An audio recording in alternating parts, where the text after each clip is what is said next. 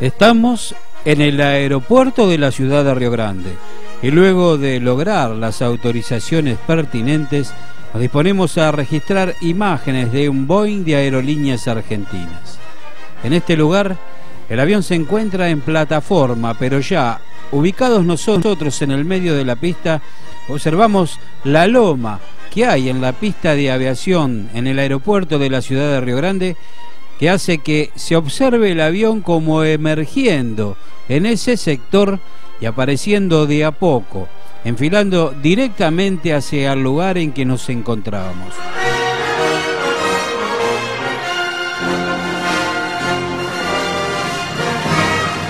Una imagen realmente interesante de un Boeing de Aerolíneas Argentinas, nosotros ubicados con el trípode en el centro de la pista del aeropuerto de la ciudad de Río Grande y la máquina acercándose con toda la potencia de sus motores.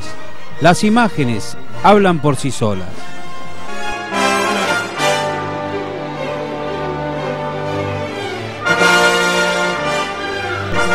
Ahora, un poco más despacio, en cámara lenta, observamos el despegue de este Boeing, especialmente registrado por nuestras cámaras.